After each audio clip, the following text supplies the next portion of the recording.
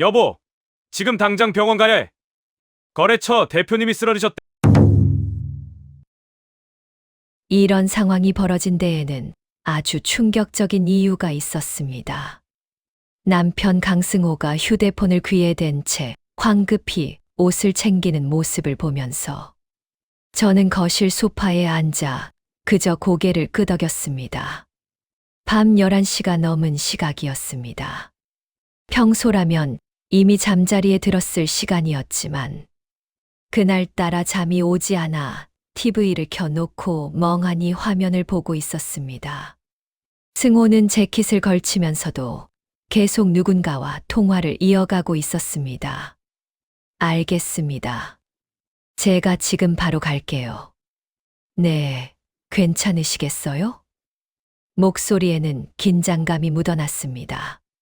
평소 침착한 사람이었는데 그날 밤만큼은 달랐습니다.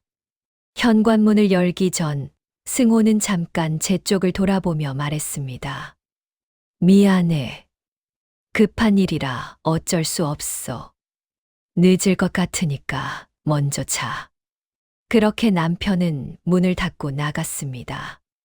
저는 TV 화면을 응시한 채 그대로 앉아 있었습니다. 마음 한구석이 이상하게 무거웠습니다. 거래처 대표가 쓰러졌다는 말이 사실일 수도 있었습니다. 하지만 뭔가 석연치 않은 느낌이 가시지 않았습니다. 승호의 표정, 목소리 톤, 서둘러 나가는 뒷모습 모두가 평소와는 조금씩 달라 보였습니다. 시간이 얼마나 흘렀을까요? 아마 10분쯤 지났을 때였습니다. 제 휴대폰이 울렸습니다. 화면에 뜬 번호는 저장되지 않은 낯선 번호였습니다. 평소라면 모르는 번호는 받지 않았지만 그날만큼은 왠지 받아야 할 것 같았습니다. 손을 뻗어 통화 버튼을 눌렀습니다. 여보세요? 잠시 침묵이 흘렀습니다. 그리고 남자의 목소리가 들려왔습니다. 낮고 차분했지만 어딘가 단호한 느낌이 있었습니다. 윤혜진 씨 맞으시죠? 심장이 쿵하고 내려앉는 기분이었습니다. 제 이름을 아는 사람이었습니다. 저는 목소리를 가다듬으며 대답했습니다. 네, 맞는데요. 누구시죠? 남자는 짧게 한숨을 내쉬었습니다. 죄송합니다. 이렇게 전화 드리게 돼서요. 하지만 알려드려야 할 것 같아서 연락드립니다. 무슨 말씀이신지. 승호 씨, 지금 다른 여자와 있습니다. 사실 확인하시죠. 순간 숨이 멎는 것 같았습니다. 귀가 멍했습니다. 남자의 말이 무슨 뜻인지 이해하면서도 동시에 받아들이고 싶지 않았습니다. 손이 떨렸습니다. 휴대폰을 쥔 손에 힘이 들어갔습니다. 뭐라고요? 지금 무슨? 강남 쪽 호텔입니다. 12층 1214호. 지금 가시면 확인하실 수 있을 겁니다. 남자는 차분하게 마치 준비된 대본을 읽듯이 말했습니다. 그 침착함이 오히려 더 무서웠습니다. 저는 그를 믿어야 할지, 이 모든 게 장난인지 혼란스러웠습니다. 하지만 남자의 목소리에는 거짓이 섞인 느낌이 없었습니다. 도대체 왜 이런 전화를? 당신은 누구세요? 그건 중요하지 않습니다. 중요한 건 사실이라는 거죠. 가보시면 아실 겁니다. 남자는 더 이상 말을 이어가지 않았습니다. 전화는 뚝 끊어졌습니다. 저는 휴대폰을 내려다보며 멍하니 서 있었습니다. 화면에는 여전히 그 낯선 번호가 떠 있었습니다. 손이 떨렸고 가슴이 마구 뛰었습니다. 믿고 싶지 않았지만 동시에 확인하지 않을 수도 없었습니다. 승호와 결혼한 지 5년이 되었습니다. 평범하고 조용한 일상이었습니다. 큰 다툼도 없었고 특별히 행복하다고 느낄 만큼 극적인 순간도 없었지만 그래도 괜찮은 관계라고 생각했습니다. 승호는 성실한 사람이었습니다.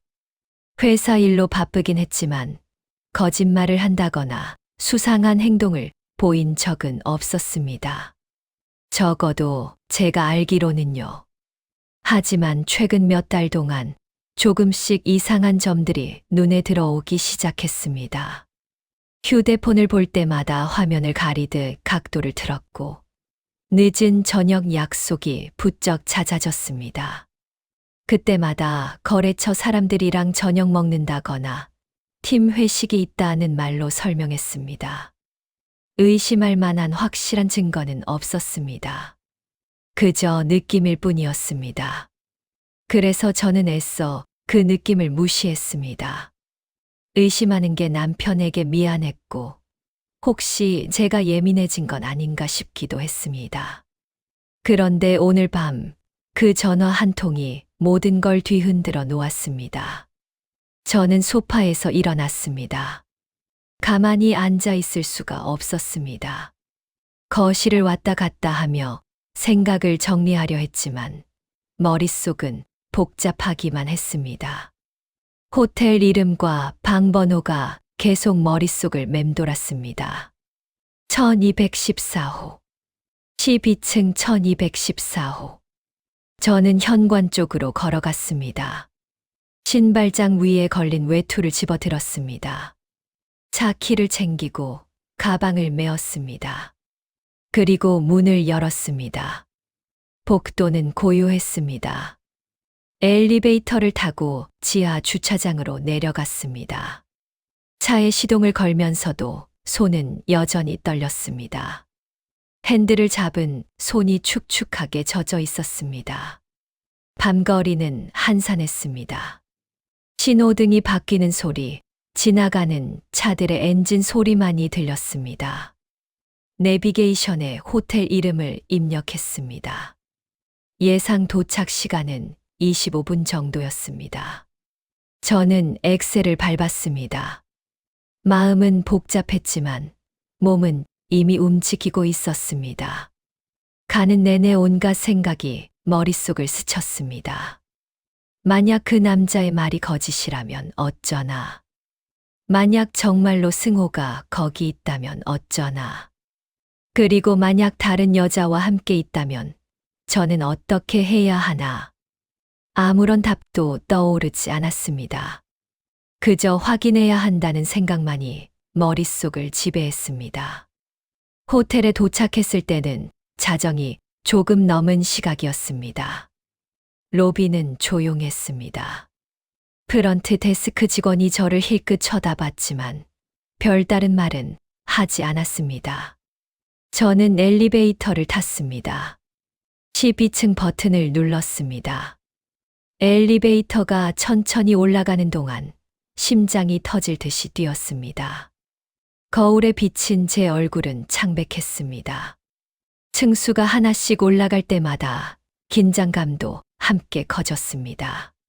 7층, 8층, 9층. 숫자가 바뀔 때마다 손에 쥔 가방끈을 더 세게 쥐었습니다. 10층, 11층. 이제 거의 다 왔습니다. 그리고 마침내 12층에 도착했습니다. 문이 열렸습니다. 복도는 길고 조용했습니다. 카펫이 깔린 바닥을 따라 걸어갔습니다. 발소리가 거의 나지 않았습니다. 방 번호를 하나씩 확인하며 앞으로 나아갔습니다. 1210호, 1212호. 그리고 마침내 1214호 앞에 섰습니다. 문 앞에서 저는 잠시 멈췄습니다. 손을 들어 노크를 하려다가 멈췄습니다. 귀를 문에 가까이 대보았습니다. 안에서는 희미하게 목소리가 들렸습니다. 누군가 웃고 있었습니다. 남자 목소리도 들렸고 여자 목소리도 들렸습니다. 그 남자 목소리는 분명 승호의 목소리였습니다. 숨이 막혔습니다. 다리에 힘이 풀렸습니다. 하지만 저는 주먹을 쥐고 문을 두드렸습니다. 톡톡. 처음에는 작게 두드렸습니다.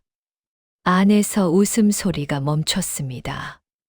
그리고 다시 이번에는 조금 더 세게 두드렸습니다. 똑똑똑. 누구세요? 여자의 목소리였습니다. 저는 아무 대답도 하지 않았습니다. 문 앞에서 가만히 서 있었습니다. 잠시 후 문고리가 돌아가는 소리가 들렸습니다. 문이 천천히 열렸습니다. 그리고 그 순간 저는 눈앞에 펼쳐진 광경을 보았습니다. 승호가 서 있었습니다. 셔츠 단추가 몇 개 풀어진 채로. 그 옆에는 긴 머리의 여자가 서 있었습니다. 두 사람 모두 쟤를 보고 얼어붙었습니다. 승호의 얼굴이 하얗게 질렸습니다. 여자는 당황한 표정으로 뒤로 물러섰습니다.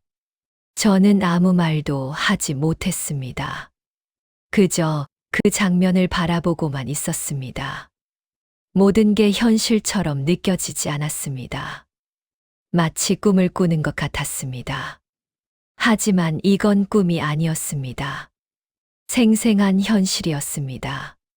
혜진아. 승호가 떨리는 목소리로 제 이름을 불렀습니다. 하지만 저는 대답하지 않았습니다. 그저 그를 바라보았습니다. 그리고 천천히 고개를 돌려 복도를 따라 걸어 나왔습니다. 뒤에서 승호가 뭐라고 외치는 소리가 들렸지만 저는 멈추지 않았습니다. 엘리베이터를 탔습니다. 문이 닫혔습니다.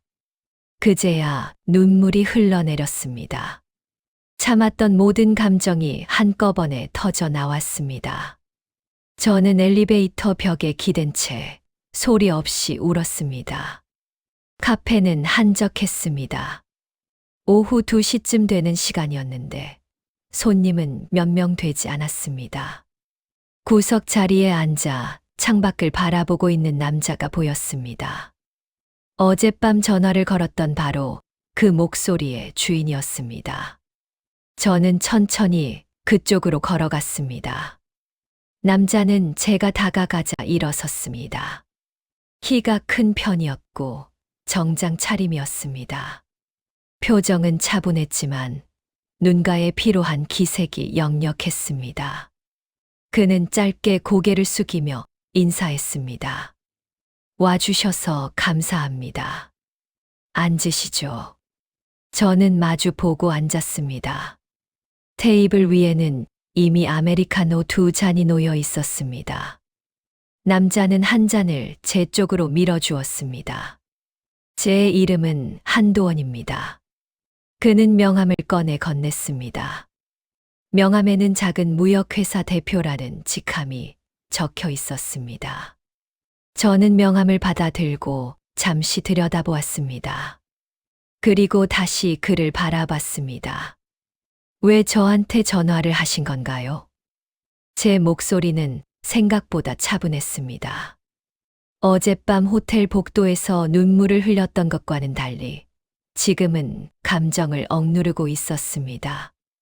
아니, 어쩌면 너무 많은 감정을 느껴서 오히려 무뎌진 건지도 몰랐습니다. 한도원은 잠시 커피를 한 모금 마셨습니다. 그리고 입을 열었습니다. 강승호 씨와 함께 있던 여자, 배유라는 제 아내입니다. 순간 숨이 멎는 것 같았습니다. 저는 그를 멍하니 바라봤습니다. 남편이라고요. 그 여자에게도 남편이 있었다는 말이었습니다. 머릿속이 복잡해졌습니다. 그러니까 당신도 저와 같은 처지라는 건가요? 네, 그렇습니다. 한도원의 대답은 간결했습니다.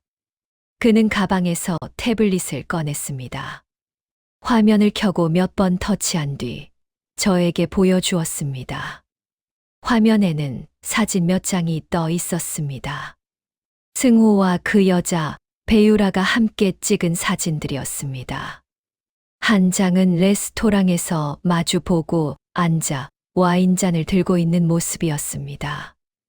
또 다른 사진에는 두 사람이 나란히 걸으며 손을 잡고 있었습니다. 그리고 또 다른 사진에는 차 안에서 서로를 바라보며 웃고 있는 모습이 담겨 있었습니다. 모든 사진 속에서 두 사람은 편안하고 자연스러웠습니다. 마치 오래된 연인처럼 보였습니다. 저는 화면을 응시했습니다. 가슴이 답답했습니다. 어젯밤 호텔 문 앞에서 본 그 장면이 다시 떠올랐습니다. 승호의 당황한 얼굴, 여자의 놀란 표정. 그 모든 게 현실이었다는 사실이 다시금 명확해졌습니다. 이 사진들은 언제 찍으신 건가요? 최근 2달 사이입니다. 제가 직접 찍은 것도 있고 사람을 고용해서 찍은 것도 있습니다. 한도원은 담담하게 말했습니다. 그의 목소리에는 분노보다는 체념이 묻어났습니다. 저는 태블릿을 그에게 돌려주었습니다. 더 이상 보고 싶지 않았습니다. 그럼 당신은 왜 저를 부른 건가요? 그냥 증거를 보여주려고요? 한도원은 고개를 저었습니다. 그것만은 아닙니다. 사실 제가 윤혜진 씨를 찾은 이유는 따로 있습니다. 그는 잠시 말을 멈췄습니다. 그리고 천천히 이야기를 이어갔습니다. 배우라는 단순히 불륜을 저지른 게 아닙니다. 제 회사 자금을 빼돌리고 있습니다. 뭐라고요? 저는 놀라서 되물었습니다. 한도원은 고개를 끄덕이며 계속 설명했습니다. 유라는 제 회사에서 회계를 담당하고 있었습니다.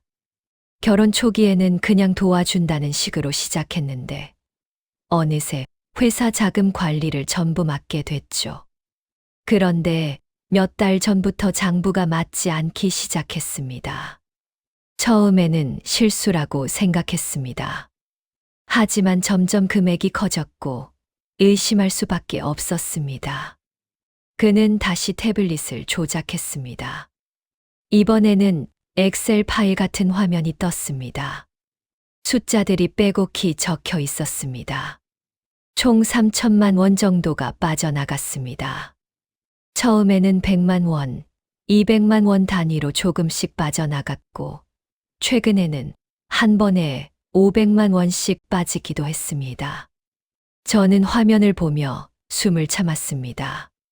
3천만 원. 적지 않은 금액이었습니다. 그 돈이 어디로 갔는지 아세요?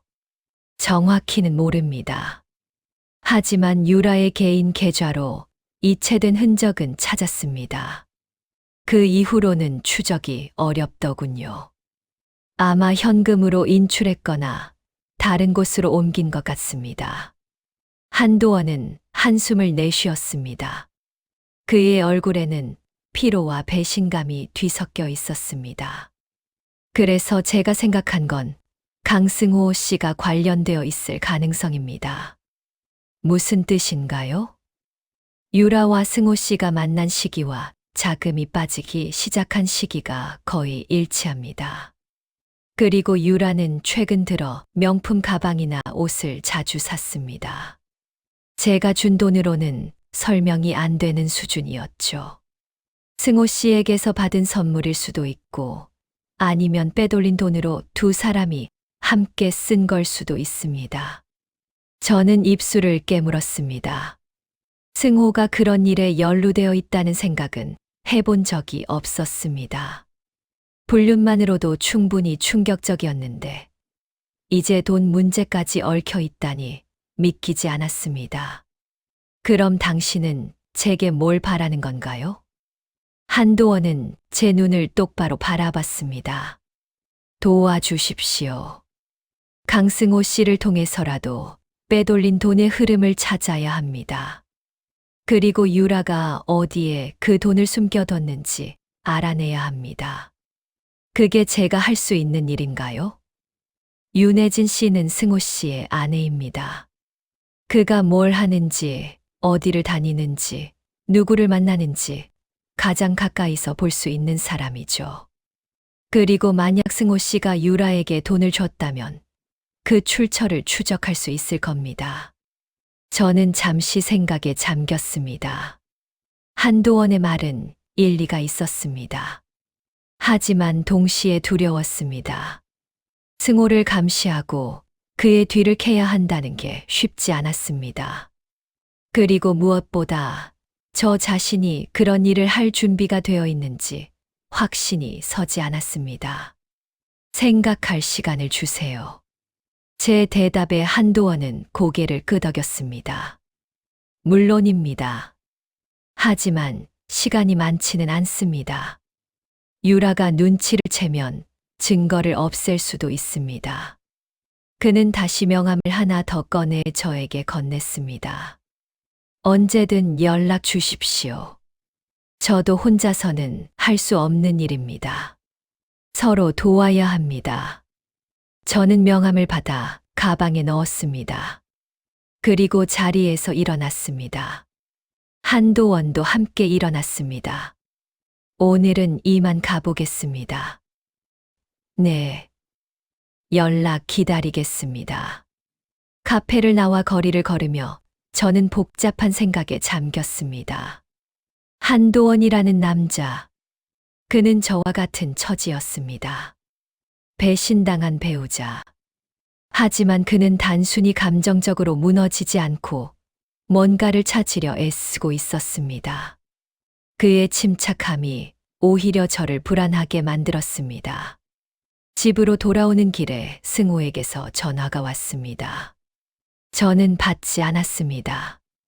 다시 전화가 왔고 또다시 받지 않았습니다. 문자도 몇 통 왔습니다. 미안해, 설명할 기회를 줘. 집에 가면 얘기하자. 같은 내용이었습니다. 저는 읽고도 답장하지 않았습니다. 집에 도착했을 때는 저녁 무렵이었습니다.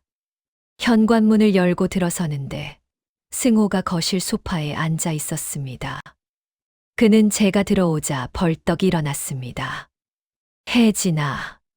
저는 그를 지나쳐 방으로 향했습니다. 승호가 뒤따라왔습니다. 제발 내 얘기 좀 들어줘. 설명할게. 설명이요. 뭘 설명하시려고요? 저는 돌아서서 그를 바라봤습니다. 승호는 말문이 막힌 듯 잠시 침묵했습니다. 그리고 어렵게 입을 열었습니다. 그건 실수였어. 정말 미안해. 실수요? 호텔방에서 다른 여자랑 있었던 게 실수라고요? 제 목소리는 차갑게 식어 있었습니다. 승호는 고개를 떨구었습니다. 변명할 수 없어. 하지만 그냥 한순간의 일이었어. 진심이 아니었다고. 그럼 뭐가 진심이에요? 저한테 거짓말한 건, 거래처 대표가 쓰러졌다고 한 건. 승호는 아무 말도 하지 못했습니다. 저는 그를 지나쳐 방문을 닫았습니다. 문 밖에서 승호가 뭐라고 말하는 소리가 들렸지만 저는 귀를 막았습니다. 침대에 앉아 한도원이 건넨 명함을 다시 꺼내 보았습니다. 그의 말이 계속 머릿속을 맴돌았습니다. 3천만 원. 회사 자금. 배유라. 그리고 승호. 정말 승호가 그 일에 연루된 걸까요? 아니면 단순히 불륜일 뿐일까요? 저는 확신할 수 없었습니다. 하지만 한 가지는 분명했습니다. 이대로 가만히 있을 수는 없다는 것. 진실을 알아야 한다는 것. 저는 휴대폰을 들고 한도원의 번호를 입력했습니다. 그리고 문자를 보냈습니다. 도와드리겠습니다. 어떻게 시작하면 될까요? 답장은 금방 왔습니다. 감사합니다. 내일 다시 만나서 자세히 이야기하겠습니다. 저는 휴대폰을 내려놓고 창밖을 바라봤습니다. 어둠이 내려앉고 있었습니다. 그리고 저는 알 수 없는 두려움과 동시에 묘한 결연함을 느꼈습니다. 이제 돌아갈 수 없는 길로 들어선 것 같았습니다. 사흘이 지났습니다. 그동안 저는 승호와 거의 말을 섞지 않았습니다. 같은 집에 살면서도 서로를 피했습니다. 승호는 몇 번 말을 걸려 했지만 저는 짧게 대답하거나 아예 대답하지 않았습니다. 그런 냉랭한 분위기 속에서 저는 한도원과 계속 연락을 주고받았습니다. 그날 저녁 승호가 먼저 거실로 나왔습니다. 저는 식탁에 앉아 노트북으로 뭔가를 보고 있었습니다. 승호는 제 맞은편에 앉더니 한참을 망설이다가 입을 열었습니다. 혜진아, 우리 이야기 좀 하자. 저는 노트북에서 시선을 떼지 않은 채 대답했습니다. 무슨 이야기요? 우리 관계 말이야. 저는 천천히 고개를 들어 그를 바라봤습니다. 승호의 얼굴은 지쳐 보였습니다. 하지만 그의 눈빛에는 묘한 결연함이 있었습니다. 사는 게 너무 답답해. 이렇게 사는 게 맞나 싶어. 갑자기 무슨 소리예요? 나 혼자 떠도는 삶을 살고 싶어. 자유롭게, 얽매이지 않고. 순간 귀를 의심했습니다. 혼자 떠도는 삶이라니. 저는 어이가 없어서 웃음이 나올 뻔했습니다. 그래서요? 이혼하자. 서로한테 이게 맞는 것 같아. 승호의 목소리는 담담했습니다. 마치 오래 생각한 끝에 내린 결론처럼 들렸습니다. 저는 그를 가만히 바라봤습니다. 가슴 속에서 뭔가가 끌어올랐지만 겉으로는 표정을 잃지 않으려 애썼습니다. 이혼이요? 그래. 우리 이렇게 사는 것보다는 각자의 길을 가는 게 나을 것 같아. 저는 숨을 깊이 들이마셨습니다.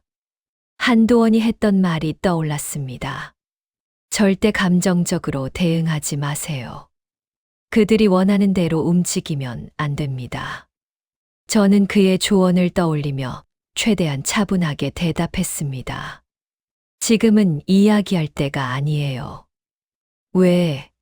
언제가 이야기할 때인데. 지금은 아니에요. 생각할 시간이 필요해요.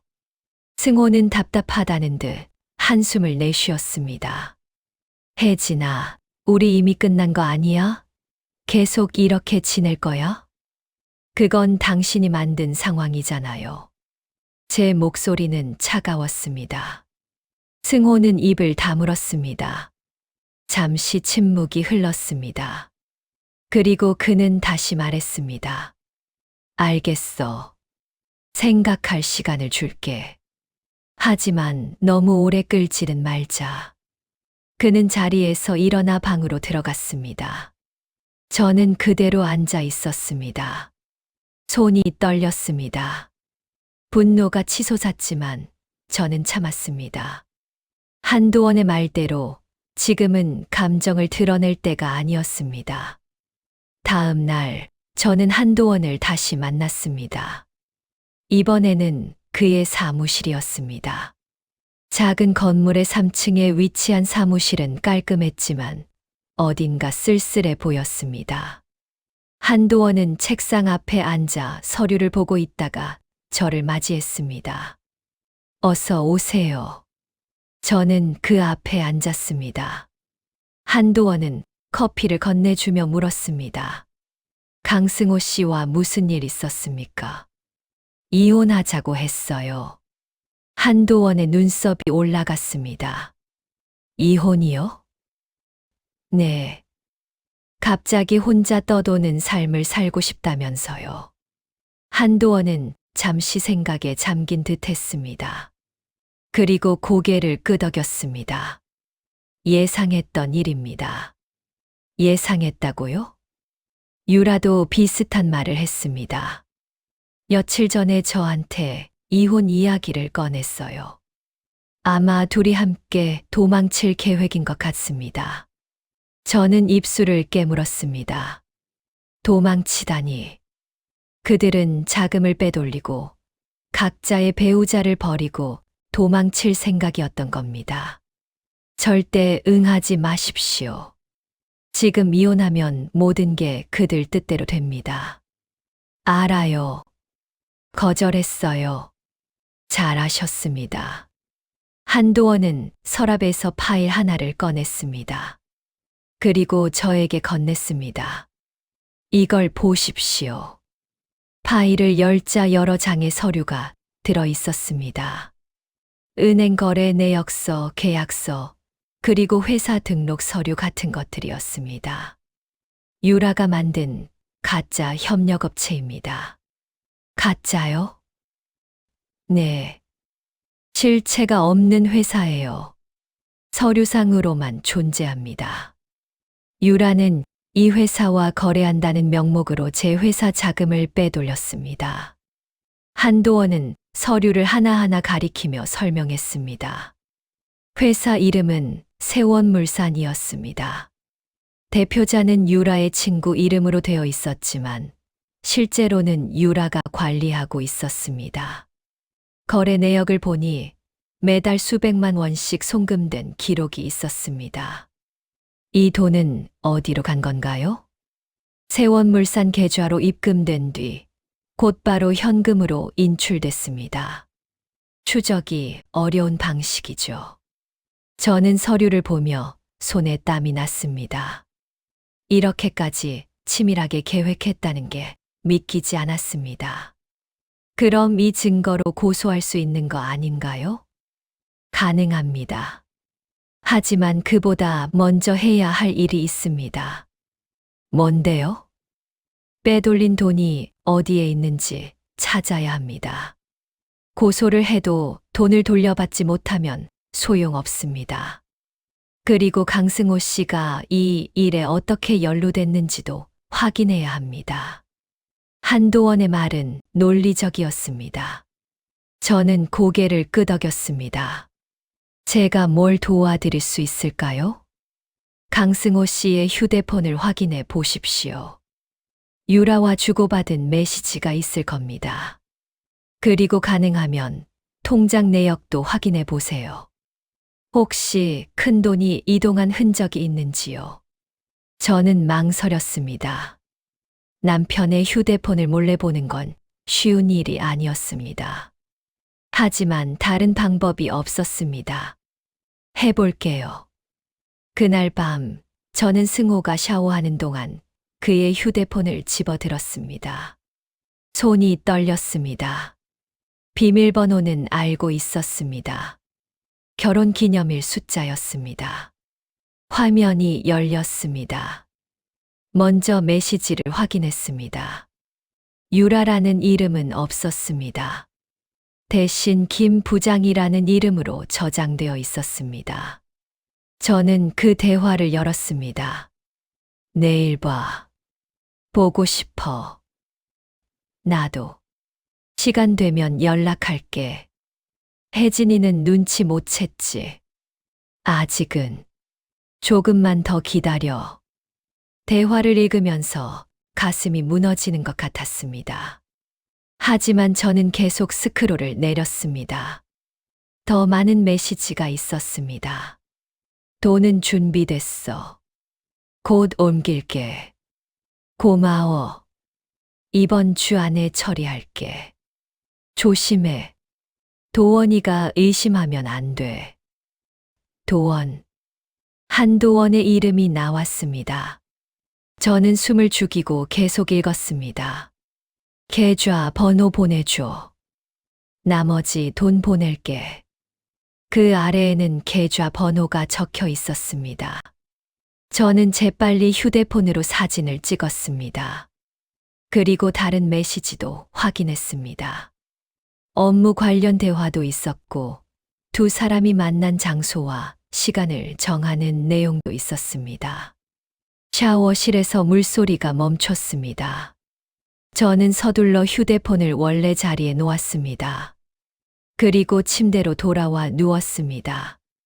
심장이 미친 듯이 뛰었습니다.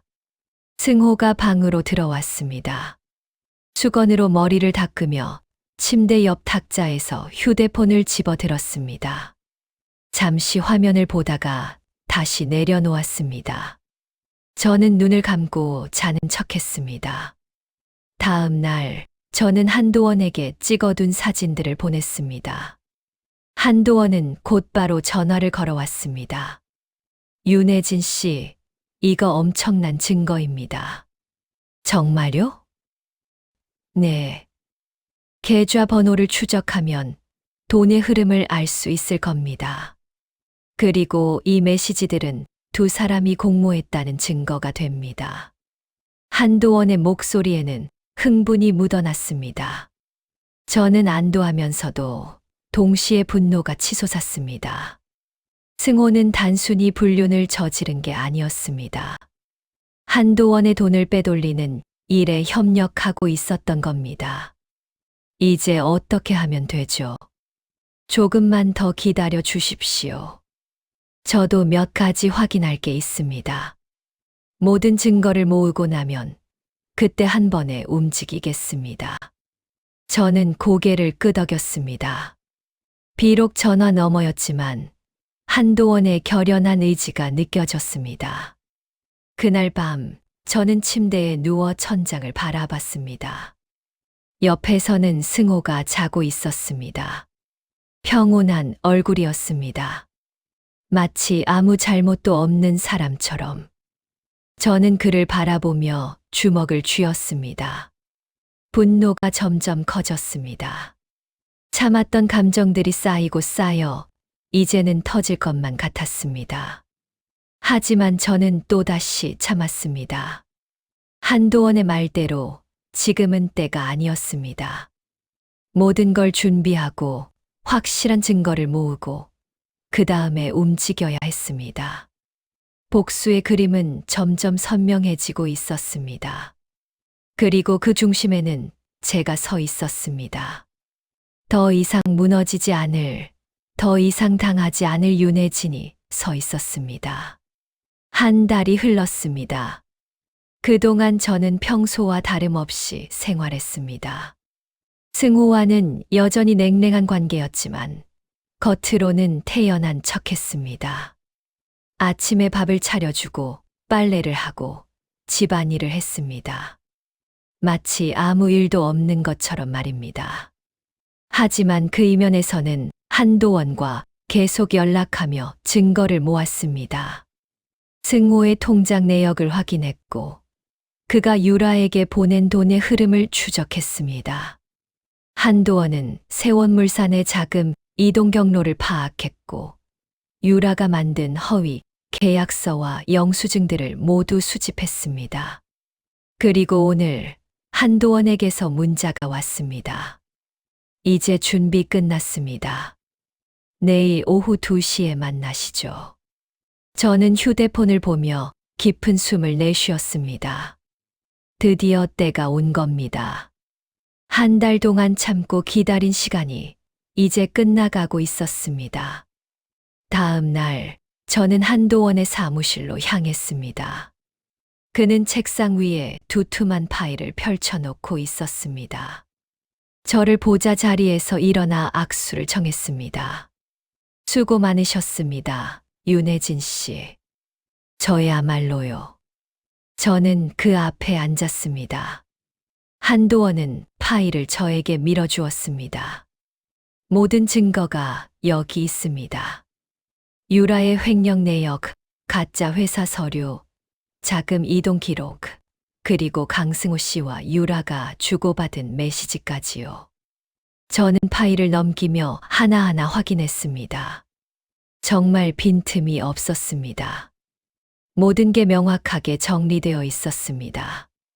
이제 어떻게 하실 건가요? 한도원은 잠시 생각하더니 대답했습니다. 저는 유라를 고소할 겁니다. 횡령과 사기 혐의로요. 그리고 윤혜진 씨는 어떻게 하시겠습니까? 저는 잠시 망설였습니다. 그리고 천천히 입을 열었습니다.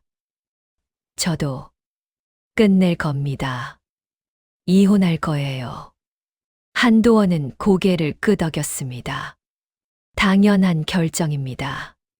강승호 씨와는 더 이상 함께 있을 이유가 없죠. 네. 하지만 제 방식대로 할 거예요. 한도원은 제 눈을 바라봤습니다. 그의 눈빛에는 이해와 지지가 담겨 있었습니다. 응원하겠습니다. 저는 사무실을 나와 집으로 돌아왔습니다. 승호는 아직 퇴근하지 않은 시간이었습니다. 저는 방으로 들어가 서랍을 열었습니다. 그 안에는 며칠 전 변호사 사무실에서 받아온 이혼 서류가 들어 있었습니다. 서류를 꺼내 들고 거실 테이블 위에 올려놓았습니다. 그리고 소파에 앉아 승호를 기다렸습니다. 저녁 6시쯤 현관문이 열렸습니다. 승호가 들어왔습니다. 그는 저를 보더니 어색하게 인사했습니다. 왔어. 네. 저는 짧게 대답했습니다. 승호는 재킷을 벗어 걸고 거실로 왔습니다. 그리고 테이블 위에 서류를 발견했습니다. 이게 뭐야? 보면 알 거예요. 승호는 서류를 집어들었습니다.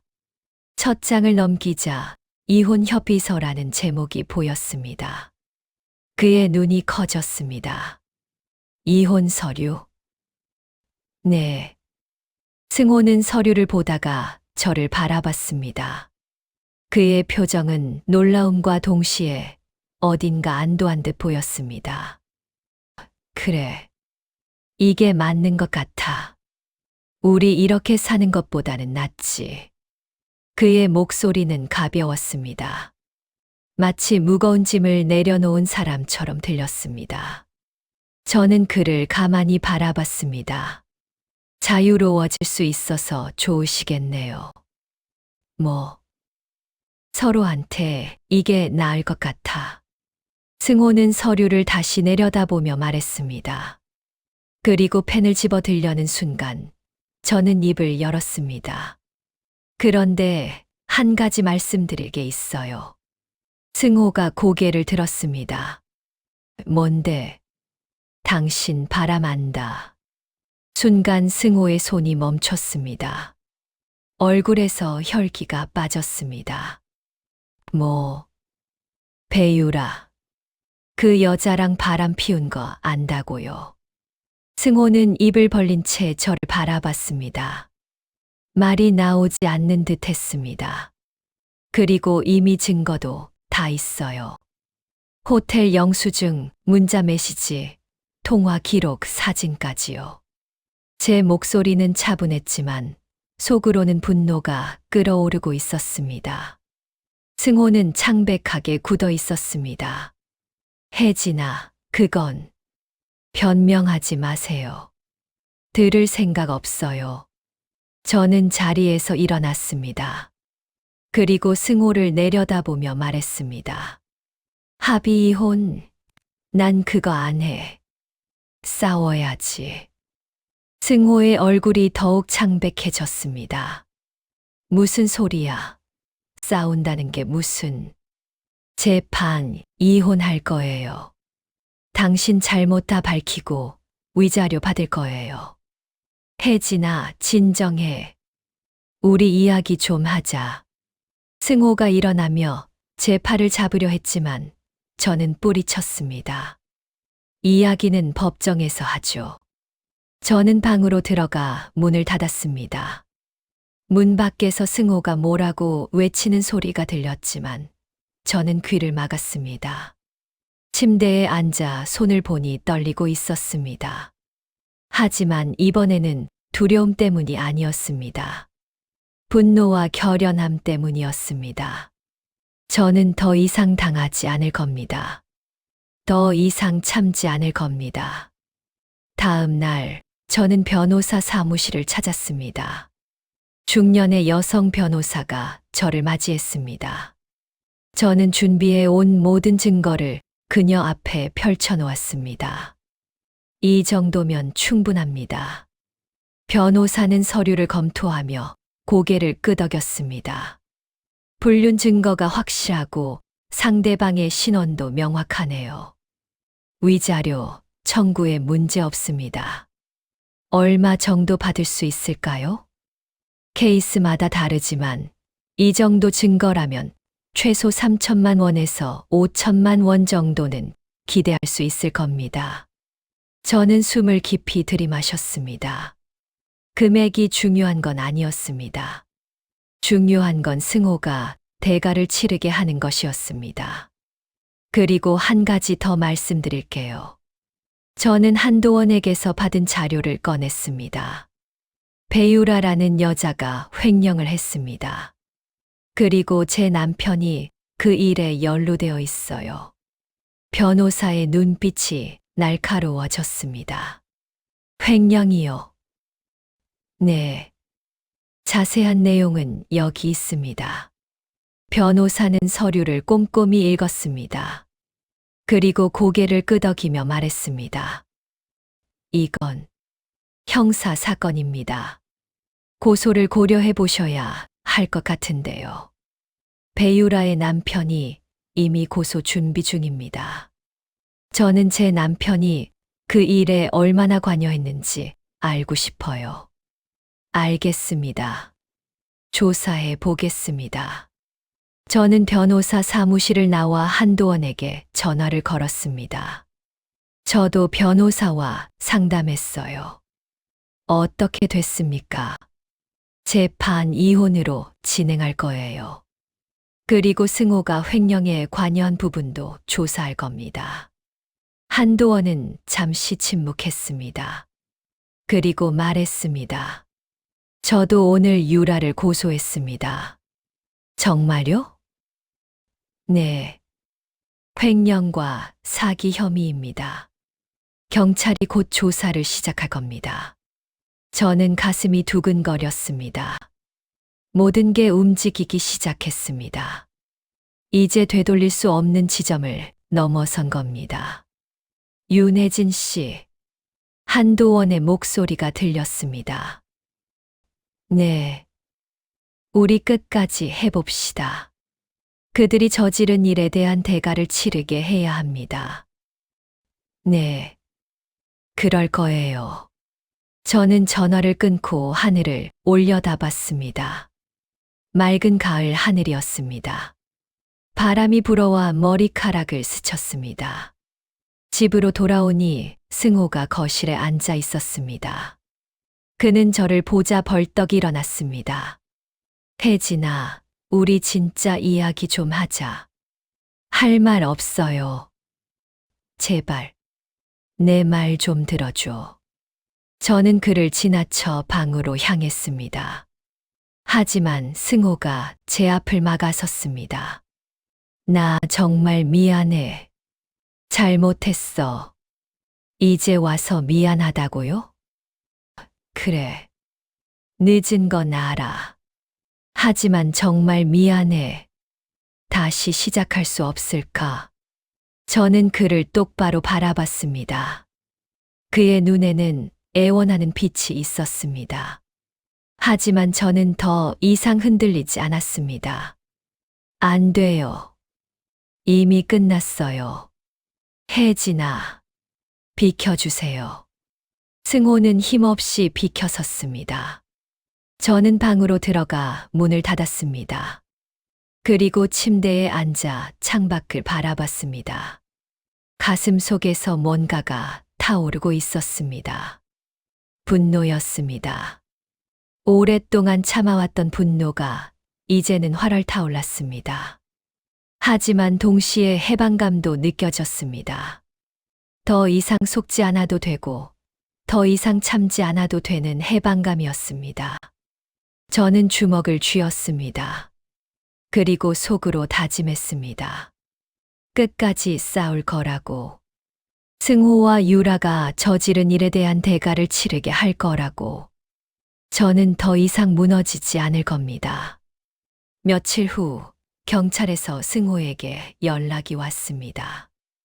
유라의 횡령 사건과 관련하여 참고인 조사를 받으러 나오라는 내용이었습니다. 승호는 창백한 얼굴로 저를 바라봤습니다. 혜진아, 이거 내가 한 거야? 저는 대답하지 않았습니다. 그저 그를 바라보며 미소를 지었습니다. 차갑고 서늘한 미소였습니다. 승호는 고개를 떨구었습니다. 그리고 나가면서 중얼거렸습니다. 망했다. 저는 그 뒷모습을 보며 생각했습니다. 네, 망했어요. 당신이 저지른 일의 대가를 이제 치르는 거예요. 그리고 저는 그걸 끝까지 지켜볼 겁니다. 두 달이 흘렀습니다. 그동안 모든 게 빠르게 진행되었습니다. 경찰 조사가 시작되었고 유라의 횡령 사실이 명백하게 드러났습니다. 승호도 참고인 조사를 받았고 결국 공범으로 지목되었습니다. 두 사람이 함께 자금을 빼돌렸다는 증거가 계속 나왔습니다. 그날 오후 한도원에게서 전화가 왔습니다. 윤혜진 씨, 오늘 유라와 마지막 대면을 할 겁니다. 마지막 대면이요? 네. 이혼 서류에 서명받고 모든 걸 정리할 겁니다. 윤혜진 씨도 강승호 씨와 마무리하실 준비 되셨습니까? 저는 잠시 망설였습니다. 그리고 대답했습니다. 네. 준비됐어요. 그럼 힘내십시오. 거의 다 끝났습니다. 전화를 끊고 나서 저는 창밖을 바라봤습니다. 겨울이 다가오고 있었습니다. 나무잎들이 바람에 날려 떨어지고 있었습니다. 모든 게 끝나가고 있었습니다. 다음 날 한도원은 유라를 만났습니다. 그는 나중에 저에게 그날 있었던 일을 자세히 들려주었습니다. 한도원은 집 거실에서 유라를 마주했습니다. 유라는 소파에 앉아 고개를 숙이고 있었습니다. 그녀의 얼굴은 창백했고 눈가에는 다크서클이 짙게 내려앉아 있었습니다. 유라. 한도원이 그녀의 이름을 불렀습니다. 유라는 고개를 들었지만 그의 눈을 마주하지는 못했습니다. 이혼 서류 가져왔어. 서명해. 한도원은 테이블 위에 서류를 올려놓았습니다. 유라는 서류를 보며 입술을 깨물었습니다. 도원아, 미안해. 정말 미안하다는 말 듣고 싶지 않아. 한도원의 목소리는 차가웠습니다. 그는 가방에서 태블릿을 꺼냈습니다. 그리고 화면을 유라에게 보여주었습니다. 이거 봐. 내가 빼돌린 돈의 내역이야. 총 3,200만 원. 모두 여기 기록되어 있어. 화면에는 엑셀 파일이 떠 있었습니다. 날짜별로 정리된 송금 내역, 계좌 번호, 금액이 빼곡히 적혀 있었습니다. 그리고 이것도 봐. 한도원은 다른 파일을 열었습니다. 이번에는 동영상이었습니다. 승호와 유라가 함께 호텔에 들어가는 장면, 레스토랑에서 손을 잡고 있는 장면, 차 안에서 키스하는 장면이 차례로 재생되었습니다. 유라는 얼굴을 가렸습니다. 눈물이 흘러내렸습니다. 제발. 그만. 이 모든 증거는 이미 경찰에 제출했어. 너는 횡령죄로 기소될 거야. 그리고 강승호도 공범으로 처벌받을 거고. 한도원은 태블릿을 닫았습니다. 그리고 유라를 똑바로 바라보며 말했습니다. 우리 결혼 10년이었어. 10년 동안 너를 믿었고 사랑했어. 근데 넌 그 모든 걸 배신했어. 돈도 빼돌리고 다른 남자랑 바람까지 피우고. 유라는 고개를 숙인 채 흐느꼈습니다. 서명해. 그게 내가 할 수 있는 마지막이야. 유라는 떨리는 손으로 펜을 집어들었습니다. 그리고 서류에 서명했습니다. 한도원은 서류를 걷어들이고 자리에서 일어났습니다. 이제 남은 건 법정에서 보는 것뿐이야. 그는 뒤도 돌아보지 않고 집을 나섰습니다. 문을 닫는 순간 뒤에서 유라의 울음소리가 들렸지만 그는 멈추지 않았습니다. 며칠 후, 이번에는 제 차례였습니다. 승호가 집으로 돌아왔을 때 저는 거실에서 그를 기다리고 있었습니다. 승호는 저를 보자 멈춰 섰습니다. 그의 얼굴은 초췌했습니다. 경찰 조사를 받고 온 뒤로 그는 하루하루 무너져 갔습니다. 혜진아, 앉으세요. 저는 소파를 가리켰습니다. 승호는 천천히 다가와 앉았습니다. 저는 그 맞은편에 앉았습니다. 모든 게 끝났어요. 제 목소리는 담담했습니다. 승호는 고개를 떨구었습니다. 재판 날짜 잡혔어요. 다음 달 15일이요. 혜진아, 제발. 나 한 번만 용서해줘. 승호가 갑자기 무릎을 꿇었습니다. 저는 놀라서 그를 바라봤습니다. 그는 손을 모으고 눈물을 흘리며 빌었습니다. 제발. 내가 미쳤었어. 정말 미안해. 다시 시작하자. 응. 하지만 저는 아무런 감정도 느껴지지 않았습니다. 예전 같았으면 마음이 흔들렸을지도 모릅니다.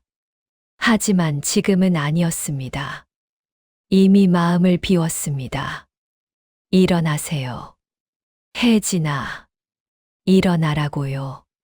제 목소리는 차가웠습니다. 승호는 천천히 일어났습니다.